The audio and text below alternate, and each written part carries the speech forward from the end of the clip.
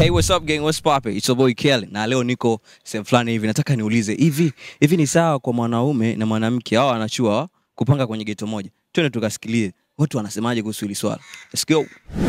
Ile inawezekana sawa na isiwe sawa. Tufafanulia. Kwa sababu ukiwa chuoni tunasema uko na uhuru. Kumbuka nyumbani hawajui hapa. Uko na uhuru wa kufanya maisha yako, lakini pia inaweza sio sawa kwa mkutaza kwamba umekuja kusoma mambo mengine baadaye. Vibaya sana. Unashauri nini wale ambao tayari sasa hivi washaanza kukaa kwenye chumba kimoja?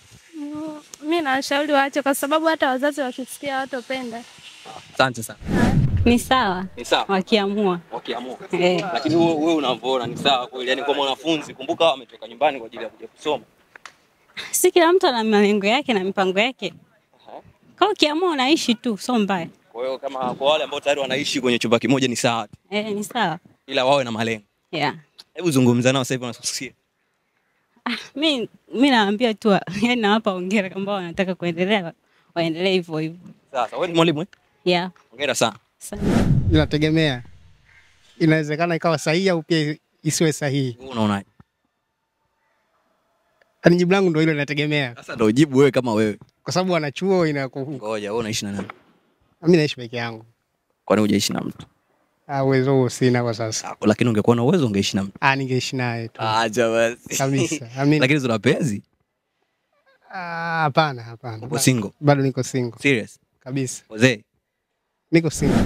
Hapana, sio sahihi. Kwa nini unasema sio sahihi? Inategemeana cha kwanza kwa sababu wakishaishi pamoja ni kwamba wanakuwa naishi kama mke na mume.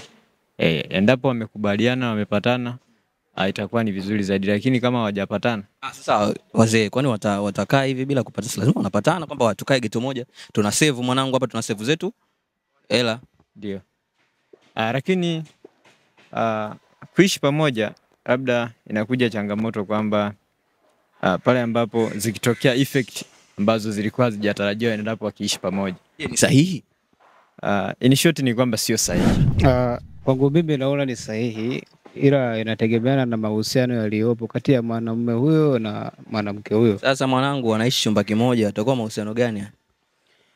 Ukishaona mwanamke na mwanaume wanaishi chumba kimoja, hapo moja kwa moja ujue huyo ni watu ambao wapo kwenye mahusiano, aidha mke na mume au mtu na mtu wake ambao wanatarajia kuingia kwenye masuala ya ndoa. Huo ni sahihi kwa mwanachuo mwanaume na mwanamke kuishi kwenye chumba kimoja? Ni sahihi kama wapo kwenye mahusiano. Hamna, sio vizuri kwa sababu kila mtu ametoka nyumbani, wakishachangia hapo anakuja anamaliza hela zao. Ndio hivyo. Wakikaa kwenye chumba kimoja watamaliza hela. Ndio hivyo. Half does not make sense. Does not make sense. Sio vizuri. Hiyo does nini? I date maana. Kwa Kiswahili does make okay. Wanachuo mwanaume na mwanamke kuwa hapo kwenye mahusiano au hapo? Kwa mujibu wa chuo itakuwa sikia kwa mujibu. Kwa makini. Yaani kwa mujibu mimi ninavyoona wa chuo itakuwa sio vizuri kwa sababu wao ni wanafunzi, wanahitaji kutimiza ndoto zao na kufikia malengo yao ambayo wanayohitaji. So ningependa iwe yani special for you wanafunzi wanaosoma chuo kila mmoja jitegemee kwenye chumba chake, kwa sababu wanapoishi kwenye chumba kimoja vinatokea vitu viwili ambavyo ni tofauti, na nadhani kushanielewa. Lakini kwa mwanamke itamstopisha kwenye masomo yake kwenda kufanya vitu vingine.